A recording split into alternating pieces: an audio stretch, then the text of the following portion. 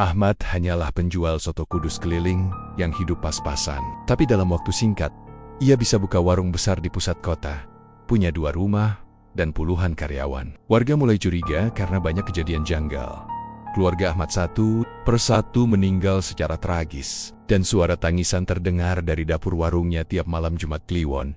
Saat seorang keponakan Ahmad hilang, tetangga pun mulai bicara. Apakah ini murni bisnis kuliner? Atau ada perjanjian gelap yang melibatkan darah keluarga sendiri?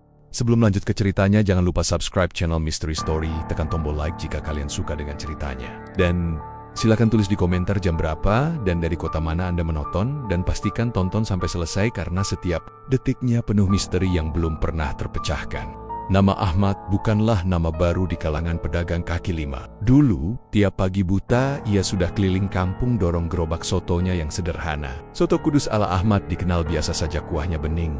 Daging ayamnya sering keras dan lontonnya kedang bezi. Tapi yang bikin orang kasihan, Ahmad selalu senyum, meski keringat bercucuran. Apalagi istrinya, Bu Rina, selalu setia bantu dari rumah, nyiapin bumbu dan potong-potong daging meski kondisi ekonomi mereka selalu pas-pasan. Namun semuanya berubah dalam waktu yang sangat cepat. Hanya dalam 3 bulan, Ahmad bisa beli sebuah bangunan bekas toko elektronik di kawasan elit kota. Lokasinya strategis, di pinggir jalan besar, dekat kantor pemerintahan, dan yang bikin geger, renovasi tempat itu selesai hanya dalam seminggu. Warung barunya diberi nama Soto Kudus Pak Ahmad, asli resep keluarga. Warga yang dulu tahu Ahmad cuma penjual soto keliling, melongo lihat perubahan drastis itu. Lebih mengejutkan lagi, warungnya langsung ramai pembeli. Bahkan dari hari pertama buka, meja-meja penuh, antrean mengular, dan kuah sotonya katanya beda. Garingnya len, kaldunya kental, dan kuahnya ini yang jadi pembicaraan berwarna merah. Kemasan yang menggoda. Bukan merah cabai, bukan kuning kunyit, tapi seperti percampuran kaldu daging dengan sesuatu yang lebih dalam, lebih menyala. Banyak orang bilang soto Ahmad punya rasa yang nempel di kepala, bikin ketagihan. Sekali makan besok pasti pengen balik, kata seorang ASN yang ngantor dekat situ. Bahkan ada yang datang dari luar kota cuma buat nyobain. Media sosial mulai ramai bahas sotonya. Beberapa food vlogger lokal datang dan puji-puji rasa yang dianggap misterius tapi nikmat. Tapi seperti semua cerita sukses yang terlalu cepat, ada yang janggal. Suatu siang, seorang ibu muda bernama Nita yang lagi hamil muda datang makan di warung itu. Suaminya memesan soto ayam biasa, tapi Nita minta soto daging karena katanya ngidam. Mereka duduk di dekat dapur, dan tanpa sengaja Nita melihat ke arah panci besar, tempat Ahmad dan asistennya merebus kuah. Ia menatap lama, seperti ada yang aneh. Di balik uap panas dan gelembung kuah yang mendidih, ia mengaku melihat cairan seperti darah mengambang di permukaan. Warnanya terlalu pekat, tidak seperti minyak KB atau lemak sapi. Nita mendadak mual, dan akhirnya tak jadi makan. Sepulang dari warung itu, ia muntah-muntah seharian. Katanya, setiap kali mengingat aroma kuah sotonya, perutnya terasa melilit. Tapi anehnya, dokter bilang kondisi kandungannya normal, cuma efek sugesti, katanya. Cerita Nita sempat menyebar, tapi ditanggapi dengan setengah percaya. Banyak orang menganggapnya lebay.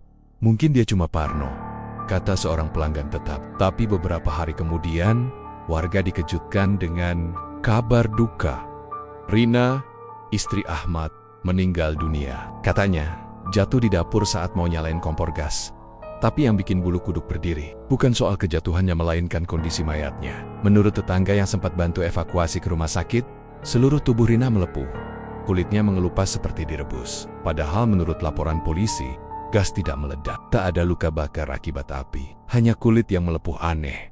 Dari kepala sampai kaki, Ahmad terlihat sangat terpukul saat itu. Ia menangis di depan para pelayat, menggenggam erat foto istrinya. Tapi yang aneh, warungnya tetap buka keesokan harinya. Bahkan makin ramai. Tak ada hari berkabung, tak ada tutup warung sementara. Semua seperti berjalan normal. Hanya Ahmad yang makin jarang terlihat di area depan. Lebih sering ngurus di dapur. Beberapa tetangga mulai bisik-bisik. Cepet banget naiknya, kata Bu Partinah, tetangga lama Ahmad saat masih tinggal di gang sempit. Dulu dia suka utang beli gas. Sekarang tiba-tiba punya 2 motor, rumah gede, dan warung mewah. Seorang tetua kampung, Pak Kasan, diam-diam memperhatikan gerak-gerik Ahmad sejak kabar kematian Rina menyebar. Ia heran karena tiap malam Jumat, dapur warung Ahmad tampak menyala terang meski warung sudah tutup. Bahkan kadang terlihat bayangan, seperti seseorang menari di depan tungku, sambil memegang sesuatu, entah boneka atau kepala binatang. Makin hari, suasana di warung itu makin berbeda. Beberapa karyawan bilang mereka mulai merasa tak nyaman. Ada satu staf dapur Yuni yang resign mendadak. Ia bilang pernah dengar suara tangisan dari panci besar saat cuci peralatan di malam hari. Awalnya kukira suara air mendidih, tapi lama-lama kedengaran kayak anak kecil nangis. Pas ku deketin, tiba-tiba lampu padam sendiri. Aku lari nggak balik-balik. Tapi setiap kali ada yang tanya ke Ahmad soal kejadian-kejadian aneh itu, jawabannya selalu tenang. Mungkin capek kerja, jadi halu, ujarnya sambil tertawa. Namanya dapur panas, biasalah halusinasi. Namun ketenangan itu mulai retak. Ketika seorang petugas dinas kesehatan kota datang lakukan inspeksi mendadak, ada laporan anonim yang bilang warung Ahmad menggunakan bahan tidak layak. Saat diperiksa, semuanya tampak bersih, steril, dan tak ditemukan bahan ilegal. Tapi yang membuat petugas itu heran, mereka tidak menemukan catatan pembelian daging sapi dari pasar besar manapun. Ahmad hanya bilang, "Kami punya peternakan sendiri." Tapi warga tahu, Ahmad tak punya peternakan. Bahkan orang tuanya pun tak punya tanah. Semuanya seperti bohong. Ahmad makin jarang bicara dengan tetangga. Rumahnya sepi, tirainya selalu tertutup, dan kalau malam, kadang terdengar suara gaduh dari lantai 2 rumahnya. Seperti orang bertengkar, atau seperti jeritan. Sekeliwat, suara tangis seorang perempuan terdengar samar di tengah hujan deras. Tapi warga mengira itu radio atau TV. Sampai suatu malam, langit mendadak gelap. Meski belum waktunya maghrib, awan hitam menggulung seperti tumpahan arang. Di tengah kegelapan itu, seekor anjing liar berlari kencang dari arah warung Ahmad sambil melolong panjang. Lidahnya keluar, matanya merah, dan tubuhnya penuh luka. Ia menabrak tiang listrik lalu mati seketika.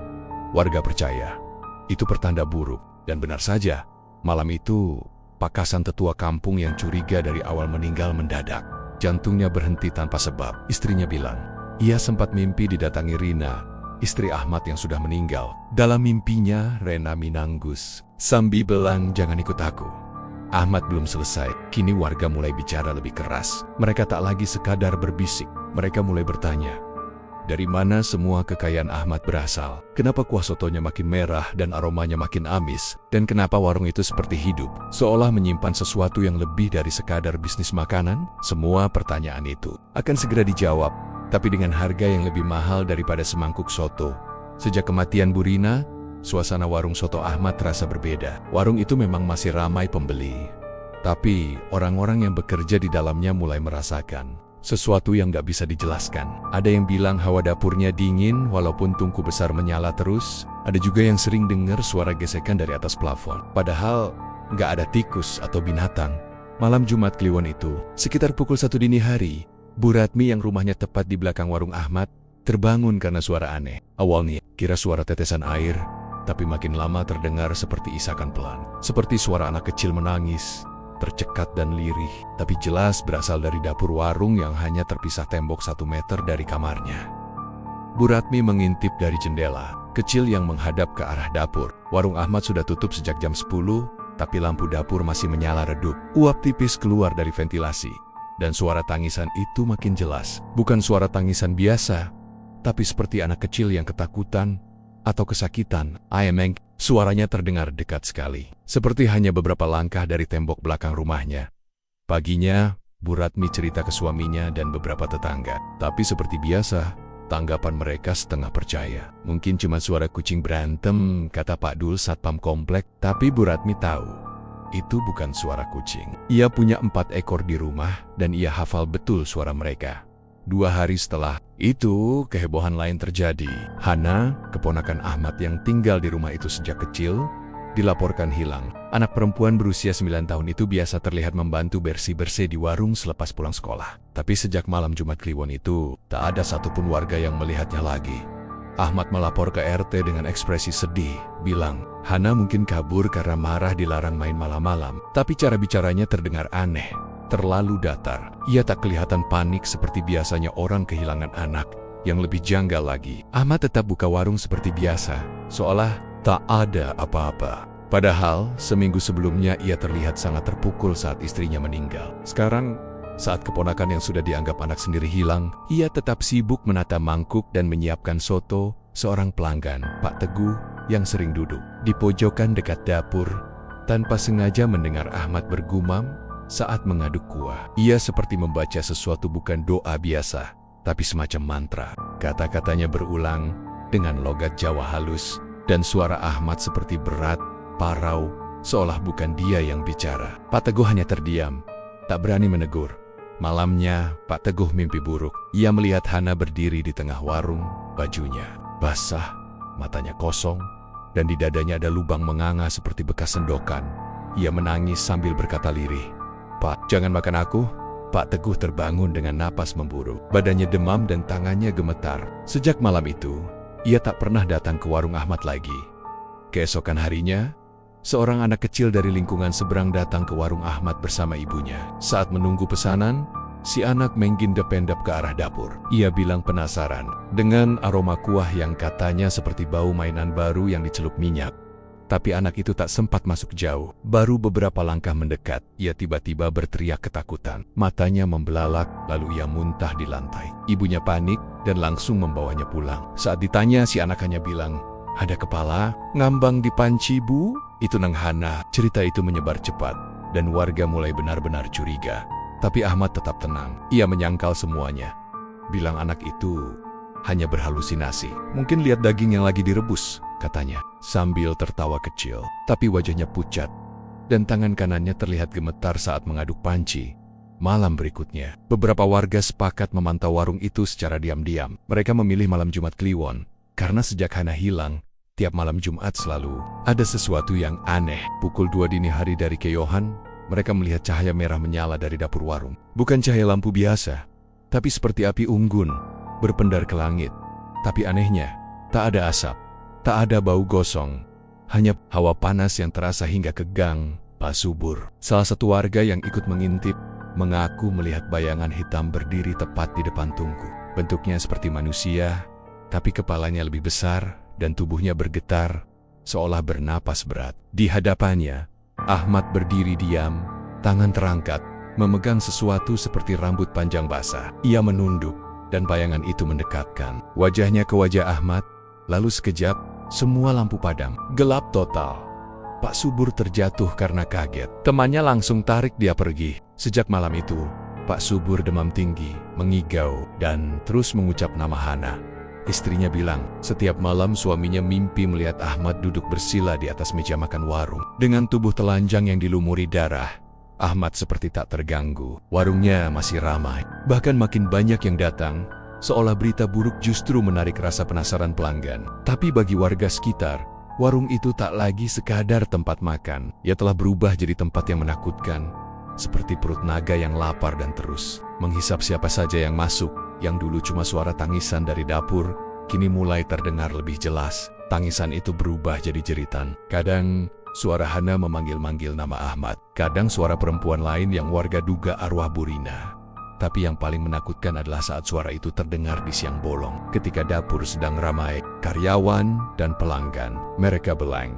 Suara itu muncul dari dalam panci yang mendidih. Salah satu karyawan bernama Johnny akhirnya mengundurkan diri. Ia tak kuat lagi. Sebelum pergi, ia bilang ke salah satu pelanggan tetap, "Kalau Mas makan sotonya, Pak Ahmad, jangan habiskan kuahnya sampai tetes terakhir." Kadang di dasar mangkuk ada rambut. Suatu pagi, sekitar jam 8, seorang pengantar gas bernama Arif datang ke warung Pak Ahmad seperti biasa. Ia sudah langganan kirim tabung gas ukuran besar 2 kali seminggu. Biasanya ia hanya menurunkan tabung di area belakang, dekat pintu dapur, dan langsung pergi tanpa banyak bicara. Tapi hari itu, Ahmad sendiri yang membuka pintu dapur dan menyuruh Arif mengangkat tabung masuk ke dalam, sekalian taruh di dekat lemari kayu itu. "Mas," kata Ahmad sambil menunjuk ke sudut dapur yang agak gelap. Arif mengangguk. Tapi ia melangkah ke dalam. Aroma yang menyengat langsung menyergap hidungnya. Bukan bau masakan, bukan juga bau gas, tapi seperti daging busuk yang direndam cairan kimia. Ia menoleh, dan matanya langsung tertuju pada lemari tua di sudut ruangan. Lemari itu aneh, kayunya hitam, seperti terbakar sebagian. Ada bercak merah mengering di sekitar bagian bawahnya, dan di bagian depan lemari terdapat tulisan aksara Jawa yang Arif tak bisa baca. Pintu lemari itu dikunci gembok tua yang warnanya sudah berkarat. Tapi yang paling mengganggu adalah suara gemerisik dari dalamnya seperti sesuatu yang bergerak pelan, menekan kayu dari dalam.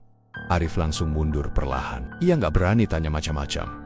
apalagi mengintip lebih dekat. Tapi saat hendak keluar dari dapur, kakinya tanpa sengaja menyenggol sebuah kain tipis yang tampaknya jatuh dari sela lemari. Ia lihat ujungnya, warna putih kusam dengan bordir nama kecil di sudutnya. Hana.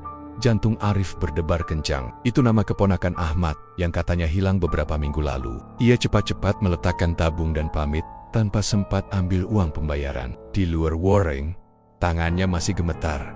Hari itu, Arif tidak pulang langsung ke rumah. Ia menemui Pak Karyo, seorang petugas kebersihan lingkungan yang dikenal suka kumpulin cerita-cerita aneh dari warga sekitar. Ia ceritakan semuanya, mulai dari bau menyengat sampai nama Hana di kain putih yang ditemukan di dapur. Pak Karyo langsung tegang. Ia bilang, dulu waktu istrinya Ahmad meninggal, ia sempat lihat sesuatu yang mirip, bercak merah di sekitar dapur, dan kain putih kecil yang ditutupi ember di dekat tungku. Tapi waktu itu Ahmad bilang cuma kain pel lama yang kena darah ayam. Keduanya mulai curiga kalau sesuatu yang buruk disembunyikan di balik lemari kayu itu. Beberapa malam kemudian, suara tangisan kembali terdengar dari warung Ahmad. Tapi kali ini, lebih jelas, tangisan itu berulang-ulang, seperti kaset rusak. Aku dingin, buka pintunya, buka pintunya, begitu katanya. Pak Karyo yang tinggal 3 rumah dari warung, diam-diam mengajak 2 orang pemuda untuk ikut mengintai dari arah belakang. Mereka bersembunyi di balik pohon pisang tua yang berdiri di samping warung. Dari sana mereka bisa melihat jendela dapur. Sekitar jam 2 dini hari, Ahmad masuk dapur. Ia membawa baskom besar berisi sesuatu yang dibungkus kain jarik. Ia buka pintu lemari kayu dengan kunci yang digantung di lehernya. Setelah lemari terbuka, mereka mendengar suara pelan seperti desahan dan bunyi seperti daging yang basah tergeser. Ahmad lalu menyumpah lemari itu lagi dan menguncinya rapat. Sebelum keluar, ia menaburkan semacam serbuk hitam di lantai dapur. Sambil komat-kamit membaca sesuatu yang bikin bulu kuduk berdiri. Adalah suara dari dalam lemari yang ikut membisikkan bacaan itu. Suaranya halus, tapi jelas bukan suara manusia biasa. Terlalu berat, terlalu tua, terlalu lapar. Esoknya, salah satu pemuda yang ikut mengintip, Riko, mendadak sakit. Tubuhnya panas tinggi, dan ia terus mengigau menyebut nama Hana. Ibunya bilang, malam itu Riko tidur sambil duduk, dan matanya tak tertutup. Ia seperti sedang menatap sesuatu di lengket-lengket kamar, dan berbisik, dia masih hidup, dia masih nangis di dalam lemari. Pagi berikutnya, warung Ahmad tetap buka seperti biasa. Pelanggan ramai seperti tak terjadi apa-apa. Tapi satu pelayan, Rina kecil, terlihat gelisah. Ia sering menoleh ke dapur, dan beberapa kali seperti hendak muntah saat ditanya oleh temannya. Ia bilang semalam habis bersih-bersih, Ahmad menyuruhnya menyapu dekat lemari kayu. Tapi saat ia menyapu, ia mendengar suara dari dalam. Bukan suara tangisan, tapi suara anak kecil yang nyanyi pelan lagu anak-anak. Nadanya lambat, nadanya sedih, dan ia hanya mengulang satu bait, naik-naik ke puncak gunung, tinggi-tinggi sekali. Tapi, yang bikin Rina paling takut adalah suara itu diakhiri dengan tawa kecil. Tawa yang familiar. Ia yakin itu suara Hana. Ketakutan mulai menjalar ke para pekerja warung. Satu persatu karyawan resign. Ada yang tanpa pamit, ada yang pura-pura sakit. Ahmad terlihat makin sering sendiri di dapur. Tapi warung tak pernah sepi. Pelanggan masih berdatangan. Mereka tak tahu apa-apa. Mereka hanya mencium aroma kuah merah yang makin pekat, makin tajam, makin seperti sesuatu yang tak boleh ditelan. Puncaknya terjadi saat salah satu pelanggan tanpa sengaja membuka pintu dapur karena mencari toilet. Ia salah arah. Namanya Bu Ningsih, seorang pensiunan guru yang biasa makan soto tiap Jumat pagi. Saat melihat lemari besar di pojok dapur, tapi saat ia hendak menutup pintu dan kembali, lemari itu terbuka sedikit sendiri, hanya beberapa sentimeter, tapi cukup untuk membuat matanya menangkap sesuatu di dalam. Ia melihat jari tangan kecil, kaku, pucat, dan kuku-kukunya berwarna ungu. Jari itu menempel pada sisi dalam lemari, seperti memohon keluar, seperti sudah lama dikurung. Bu Ningsih pingsan di tempat. Ia dibawa pulang oleh warga dan baru sadar 2 hari kemudian. Saat sadar, ia hanya bilang satu kalimat, jangan makan soto itu lagi, dagingnya bukan dari pasar. Setelah kejadian itu, banyak warga mulai menjauh dari warung Ahmad. Tapi anehnya, pelanggan dari luar kota justru makin ramai. Entah dari mana datangnya. Mobil-mobil besar parkir di depan warung. Orang-orang berpakaian mewah makan sambil tertawa. Tapi tak satu pun dari mereka mau bicara pada warga sekitar. Mereka datang, makan, lalu pergi. Malam itu, lemari kayu kembali terbuka. Tapi kali ini, suara dari dalamnya bukan sekadar tangisan, melainkan jeritan, seperti suara seseorang yang sudah terlalu lama dikurung. Dan sekarang, marah. Semenjak kejadian Buningsih pingsan dan bicara soal jari kecil di dalam lemari, suasana warung Ahmad mulai berubah. Pelanggan lokal mulai jarang datang, hanya menyisakan pelanggan asing orang-orang dari luar kota yang tak pernah menyapa warga, hanya datang makan, lalu pergi. Ahmad makin tertutup, makin jarang bicara, wajahnya makin pucat, dan tubuhnya makin kurus, seperti orang yang kurang tidur. Tapi warungnya tetap buka. Bahkan jam operasionalnya diperpanjang sampai tengah malam. Suatu siang yang gerimis, seorang karyawan baru bernama Wahyu datang melamar kerja. Ia anak dari luar kota, baru lulus SMK, dan sedang butuh pekerjaan. Ahmad menerimanya tanpa banyak tanya. Yang penting gak banyak ngomong, kuat di dapur, dan jangan pernah buka laci kasir, begitu katanya. Awalnya Wahyu tak curiga. Ia bekerja seperti biasa, menyiapkan bumbu, mencuci peralatan, menyapu lantai. Tapi ia mulai heran karena tak pernah diajak salat. Padahal semua karyawan lama yang tersisa seperti menghindari masjid. Bahkan di hari Jumat, saat azan berkumandang, Ahmad malah menyuruh mereka tetap kerja di dapur.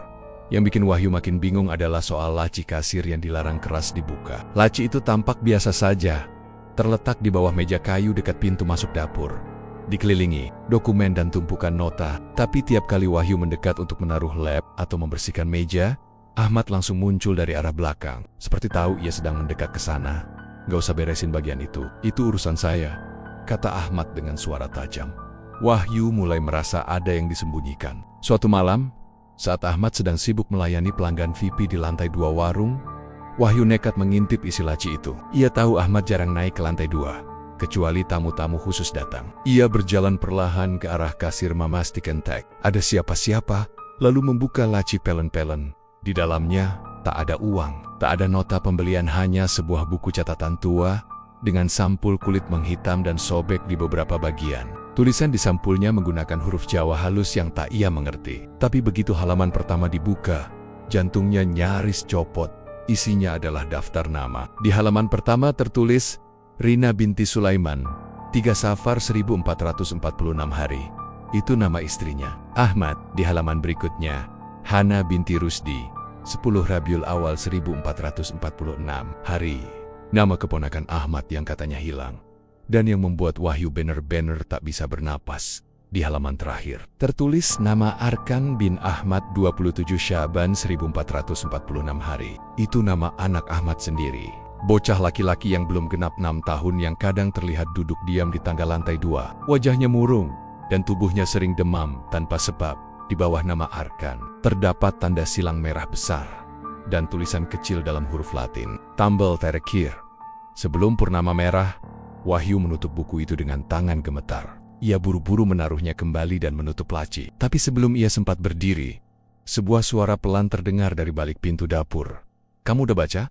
Ahmad berdiri di sana. Wajahnya pucat, keringat dingin menetes di pelipis. Tapi merah, menyala seperti bara. Tangannya mengepal. Dan di jemarinya, ada darah menetes entah dari mana. Wahyu hanya bisa mengangguk. Ahmad mendekat perlahan, tapi tidak memukul. Ia justru duduk di kursi kasir, lalu menghela napas panjang. Kamu tahu, semua ini gak semudah yang orang kira, katanya pelan. Orang lihat warung ramai, duit ngalir, hidup enak, tapi gak ada yang tahu apa yang aku buang buat semua ini. Wahyu masih terdiam, tubuhnya kaku. Ahmad melanjutkan, suaranya berat seperti menahan sesuatu. Dulu aku miskin, Rina selalu sabar. Tapi aku malu tiap nganter anak minta uang jajan cuma 1.000. Aku cuma tukang soto, gak akan cukup buat bangun rumah. Gak akan bisa kuliahin Hana. Tapi aku ditawari jalan lain, jalan yang gak semua orang berani ambil. Ia menunjuk ke arah lantai.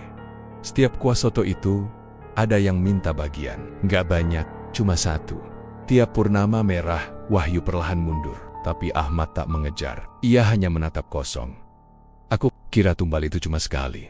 Tapi ternyata harus berulang. Semakin ramai warung ini, semakin besar permintaannya. Dulu cuma darah ayam, lalu darah kambing, lalu darah keluarga. Dan sekarang, Arkan, tiba-tiba terdengar suara langkah kecil dari atas. Suara sendal anak-anak menyentuh kayu. Arkan berdiri di tangga, memandangi mereka berdua. Wajahnya pucat, tubuhnya kurus, dan di lehernya tergantung tas kecil bergambar kartun.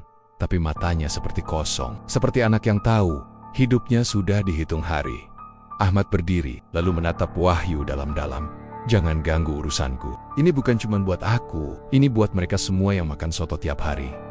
Kau pikir rasa itu datang dari bumbu? Wahyu memilih kabur malam itu juga. Ia tak sempat pamit. Ia hanya meninggalkan celemek di dekat kompor dan keluar lewat pintu belakang. Tapi sebelum pergi, ia sempat mendengar suara aneh dari dapur seperti seseorang menangis.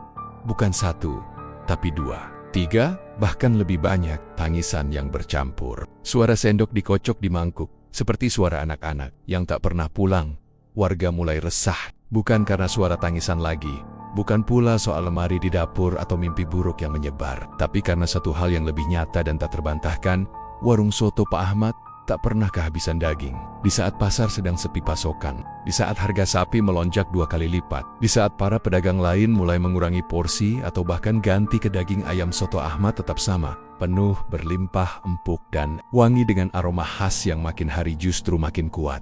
Di pasar, desas-desus mulai menyebar. Beberapa pedagang daging heran karena Ahmad tak pernah ambil daging dari mereka, padahal warungnya jelas menghabiskan puluhan kilo daging per hari. Saat ditanya, Ahmad hanya bilang, "Saya punya jalur sendiri dari peternakan langsung." Tapi peternakan mana? Tidak ada yang tahu. Suatu pagi, Bu Lastri, penjual sayur langganan di pasar belakang, melihat sesuatu yang membuatnya tertegun saat ia lewat di jalan kecil dekat gang belakang warung Ahmad. Sekitar jam 4 pagi, ia melihat mobil bak terbuka berhenti di depan pintu belakang dapur. Ahmad turun dari mobil sambil membawa karung besar, basah dan berat. Ada bercak merah yang menetes dari pinggirnya, membentuk jejak ke dapur. Ia tak sendiri. Di dalam mobil, duduk seseorang berwajah gelap, mengenakan jaket tebal dan topi hitam. Tapi wajahnya tak sepenuhnya manusia. Matanya besar, terlalu besar. Sorotnya kosong. Lastri berbalik, pura-pura tak melihat. Tapi sejak hari itu, ia berhenti makan di warung soto Ahmad. Bahkan saat suaminya mengajak, ia selalu menolak dengan alasan perutnya tak kuat soto. Seminggu kemudian, 2 karyawan lama Ahmad resign. Mereka tak bicara banyak, hanya menyerahkan seragam dan pergi tanpa salam. Tapi satu dari mereka, Darto, sempat curhat pada temannya, mengatakan bahwa dapur warung itu sudah tak layak disebut dapur.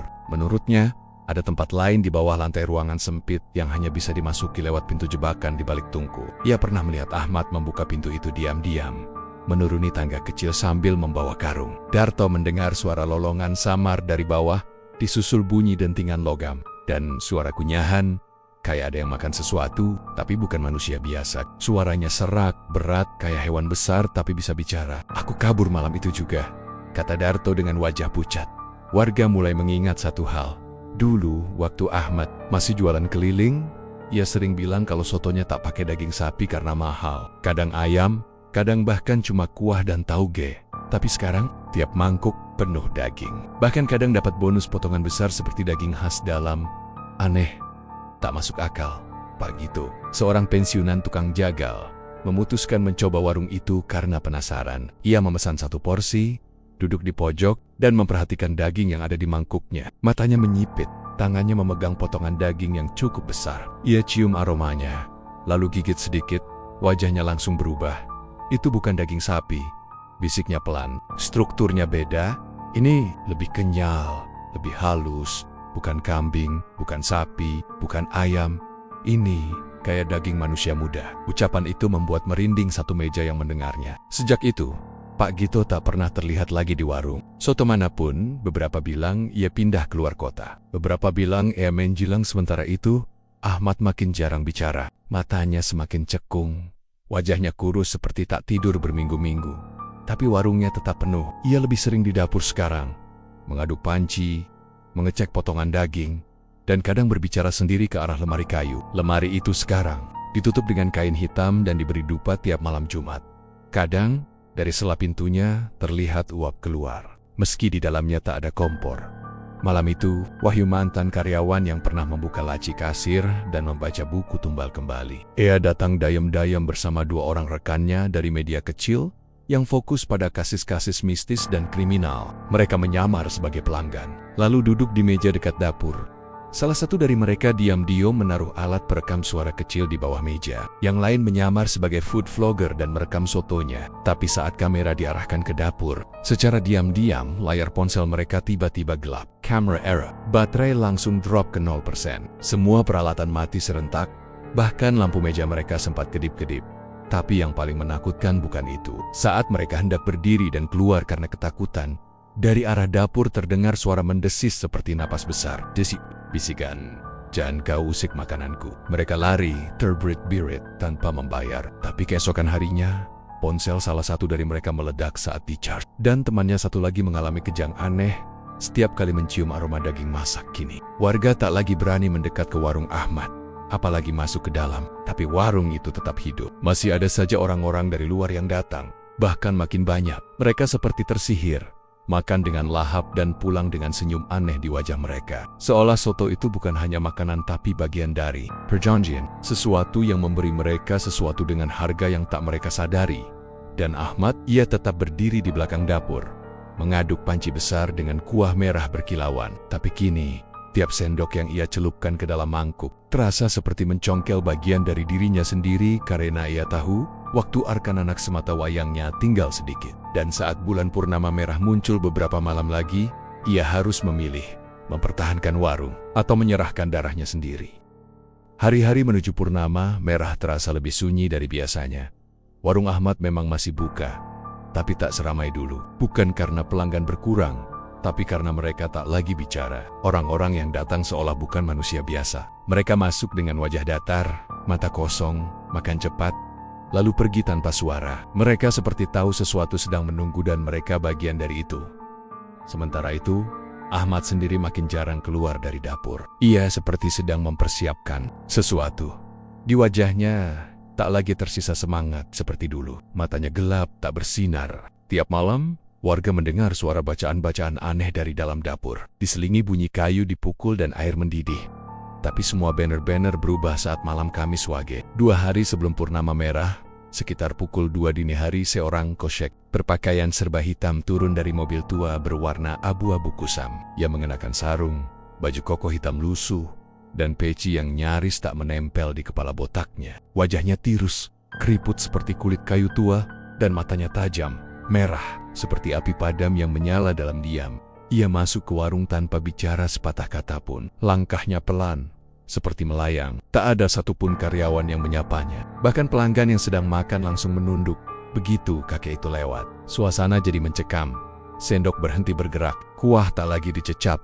Ahmad muncul dari dapur. Wajahnya langsung pucat saat melihat kakek itu. Ia berjalan perlahan, lalu bersimpuh di hadapan si kakek. "Maaf, saya belum siap," bisik lirih.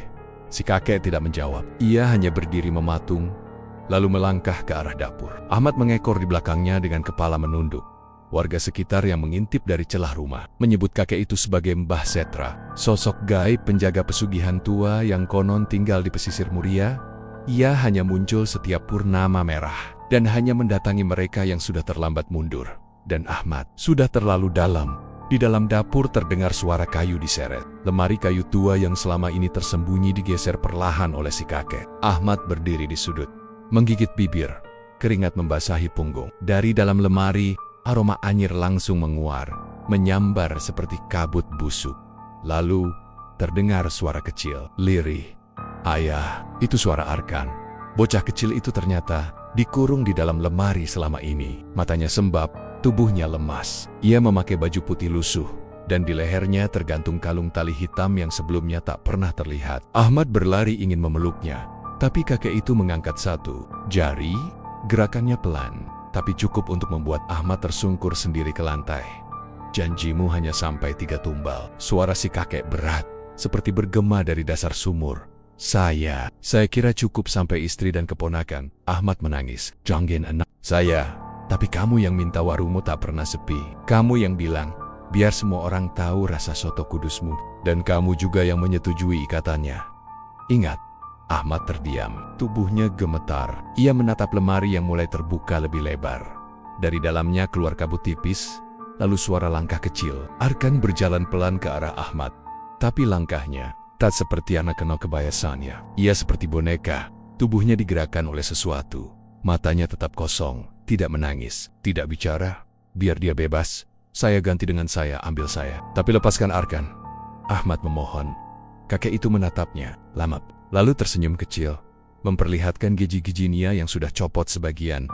Boleh, tapi kamu tahu artinya kan? Ahmad mengangguk. Lalu dengan langkah berat, ia berdiri, memeluk Arkan, mencium kening anaknya, lalu memutar tubuhnya sendiri, dan masuk ke dalam lemari kayu.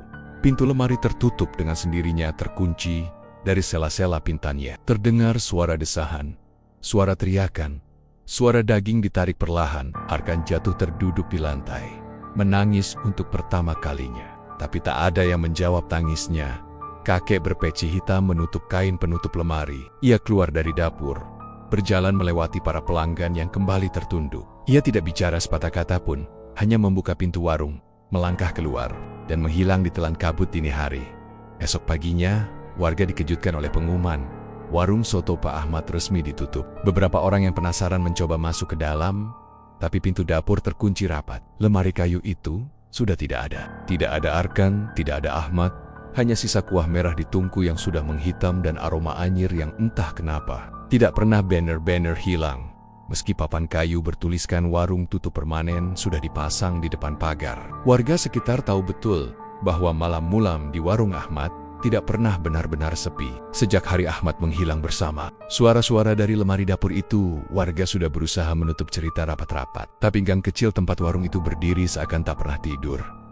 Awalnya cuma hal-hal kecil yang terlihat. Seorang pengantar gas yang lewat pukul 2 pagi bilang ia lihat pintu dapur sedikit terbuka, dan dari dalamnya ada cahaya redup seperti lampu Petromax kuning. Tak ada suara, tak ada bayangan orang, tapi aroma soto tercium sampai ke ujung gang. Padahal semua tahu dapur itu sudah terkunci. Bahkan kuncinya dibawa RT ke pos ronda sebagai bukti penutupan resmi. Seminggu setelah itu, 2 bocah SD yang iseng lewat malam-malam bilang melihat seseorang duduk di dalam warung. Sosoknya diam, kurus, mengenakan celemek. Wajahnya tidak jelas, tertutup rambut lepek. Tapi yang paling mereka ingat adalah gerakannya yang perlahan saat mengaduk panci kosong. Tidak ada api, tidak ada air, tapi panci itu mengeluarkan uap.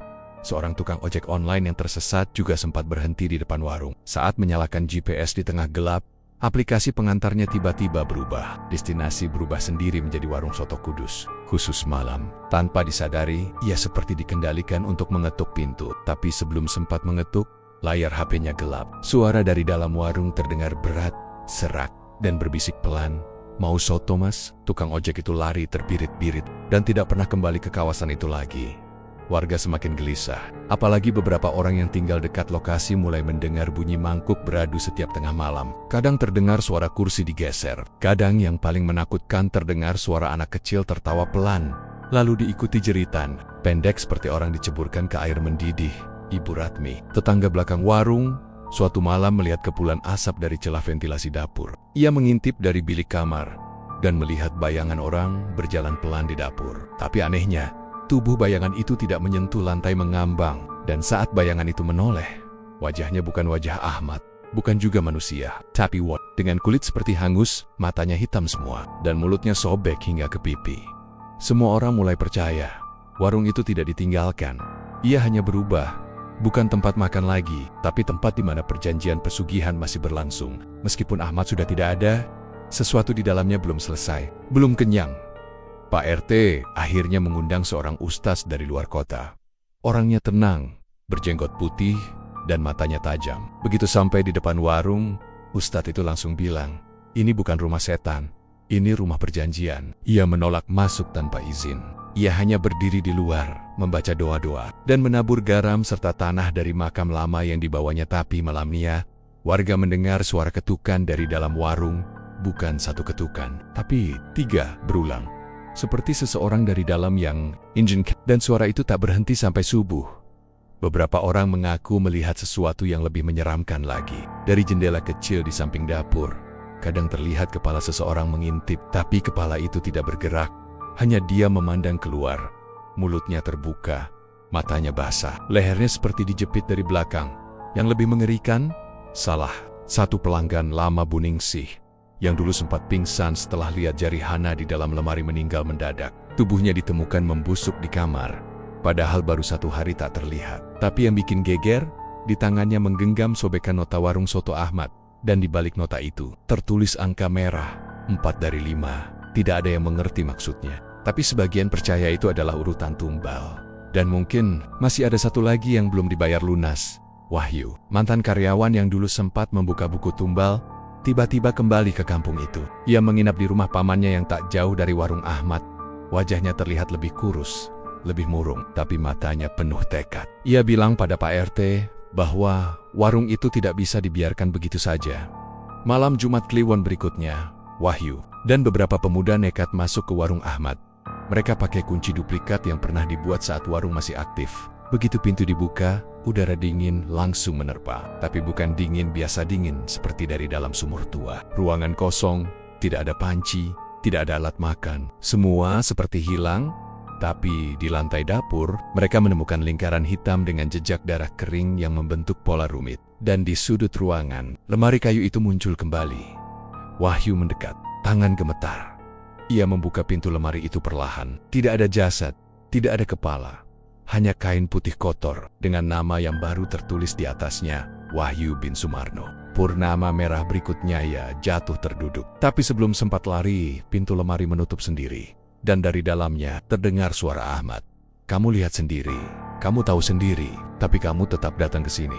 Jadi sekarang, kamu bagian dari perjanjian. Lampu warung mati total. Warga sekitar yang mengintip dari kejauhan melihat seluruh bangunan warung berkedip seperti nyala lilin. Dan saat pagi datang, warung itu terkunci rapat kembali. Wahyu tidak pernah ditemukan. Tapi yang paling aneh, esok harinya warung itu buka. Tidak dengan papan nama, tidak dengan tulisan promosi, hanya satu lampu kuning menyala. Dan aroma kuah yang tercium sampai ujung gang. Dan satu persatu, pelanggan baru mulai datang lagi. Hari itu, langit kudus mendung sejak pagi, tapi udara tetap gerah, seperti sesuatu yang menekan dari atas. Warga sekitar warung Pak Ahmad merasa gelisah sejak subuh, meski mereka tak tahu kenapa. Tidak ada angin, tidak ada hujan, tapi daun-daun pisang di halaman bergoyang pelan seperti ada yang berbisik. Warung itu masih tertutup, tapi lampu di dalamnya tetap menyala redup seperti malam mulam sebelumnya. Orang-orang sudah tak berani mendekat. Bahkan anak-anak kecil yang dulu suka main layangan di gang itu sekarang menghindar. Tapi bau soto tetap datang, bau kuah panas, rempah kuat, dan daging segar yang entah dari mana asalnya. Sekitar jam 4 sore, seorang wanita asing turun dari mobil hitam. Perawakannya tinggi, rambut disanggul rapi, dan mengenakan kebaya modern. Ia membawa tas kecil dan berjalan ke arah warung tanpa ragu. Beberapa warga yang melihat hanya bisa saling tatap. Tak ada yang mengenal wanita itu, tapi sorot matanya tajam, seolah ia tahu persis apa yang akan terjadi. Pintu warung terbuka begitu saja saat ia menyentuhnya. Tak ada suara, tak ada angin. Ia masuk ke dalam, dan pintu menutup sendiri di belakangnya. Tak lama setelah itu, lampu di dalam warung menyala terang untuk pertama kalinya. Setelah berminggu-minggu dari dapur, terdengar suara panci kembali mendidih. Saat senja turun, warga mulai mencium aroma yang tak biasa. Masih mirip soto, tapi kali ini lebih tajam. Seperti kuah rebusan yang dicampur cengkeh busuk dan anyir besi berkarat. Beberapa orang merasa mual, sebagian lagi langsung sakit kepala. Seorang ibu muda bahkan jatuh pingsan saat membuka jendela karena katanya bau darah terlalu kuat. Malam datang, jam menunjukkan pukul ke-11. Bulan nyaris penuh. Bulan purnama merah yang dulu ditunggu oleh Ahmad, kini menggantung di langit, besar dan tenang, seperti mata raksasa yang mengawasi. Dan saat jarum jam menunjukkan tepat pukul 12 tengah malam, warung itu kembali terbuka. Tapi kali ini bukan untuk umum. Dari arah jalan, muncul sosok-sosok asing. Mereka berjalan pelan, berderet, dengan pakaian lusuh, wajah tertutup kain tipis. Tak ada suara langkah kaki. Mereka seperti melayang. Salah satu dari mereka membawa kotak hitam kecil yang terus bergetar pelan setiap kali melewati lampu jalan.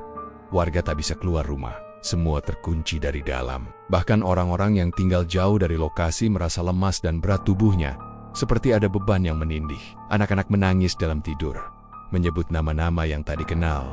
Di dalam warung, suara mangkuk kembali. Terdengar sendok beradu. Kuah dituangkan. Tapi kali ini, aroma daging tak bisa ditahan lagi. Itu bukan bau makanan, itu bau kematian dan darah. Wanita berkebaya emas tadi duduk di kursi tengah, dikelilingi sosok-sosok itu. Ia mengangguk pelan ke arah dapur. Lalu dari dalam, Ahmad muncul. Tapi Ahmad bukan seperti dulu. Tubuhnya lebih tua. Kulitnya hitam melepuh. Matanya kosong. Tapi ia tetap mengenakan celemek lamanya dan tangannya masih cekatan menuang soto ke mangkok-mangkok tua yang entah dari mana datangnya. Satu persatu, sosok itu makan. Tidak buru-buru, tidak lahap, tapi perlahan, teratur, dan menimbulkan suara seret seperti lidah kasar menyapu isi mangkuk. Di luar, angin berhembus untuk pertama kalinya malam itu, membawa suara tangisan yang keluar dari lemari dapur. Arkan suara bocah itu masih terdengar, meski Ahmad sudah menyerahkan dirinya. Entah kenapa, suara Arkan tetap muncul dari balik ruang belakang. Ia belum benar-benar bebas, karena satu hal belum dibayar. Perjanjian yang Ahmad buat tidak bisa dibatalkan. Begitu saja, sosok berkebaya berdiri. Ia melangkah ke arah dapur, membuka lemari, dan menatap ke dalam. Tak ada siapa-siapa di dalam sana, tapi suara desisan keluar dari lantai. Uap putih mulai mengepul. "Apa kau pikir semua ini selesai begitu saja?" ucapnya pelan. Ahmad menunduk, tangannya bergetar, tapi ia tak bisa bergerak. Dari bawah kakinya, muncul cairan merah seperti darah tua yang mendidih. Cairan itu menyelimuti tubuhnya pelen-pelen, naik ke lutut, ke pinggang, hingga ke leher. Ia ingin berteriak, tapi mulutnya terkunci. Wanita itu menoleh ke sosok-sosok di belakang. "Warung ini milik kita sekarang." Dan dengan itu, semua lampu mati. Pagi harinya, warga menemukan warung itu terbuka, kosong. Tidak ada meja, tidak ada kursi, tidak ada dapur. Hanya ruangan polos berlantai semen dan bekas darah kering di ujung tembok. Tapi di tengah ruangan, tergeletak satu mangkuk soto, masih hangat, dan di bawahnya, secarik kertas yang bertuliskan, "Kami hanya butuh rasa. Manusia selalu bisa dimasak ulang." Warga tak pernah menyentuh warung itu lagi. Tapi tiap malam Jumat Kliwon, aroma kuah soto selalu datang. Kadang terdengar sendok beradu. Kadang ada yang mengetuk pintu rumah-rumah yang dulunya pernah makan di sana. Dan kadang Edang, satu orang yang tak pernah bangun lagi dari tidurnya. Terima kasih sudah menonton channel Mystery Story. Terus dukung channel ini dengan cara komen, like, share, dan subscribe. Mohon maaf jika ada kesamaan nama tokoh, tempat kejadian ataupun cerita, itu adalah kebetulan semata.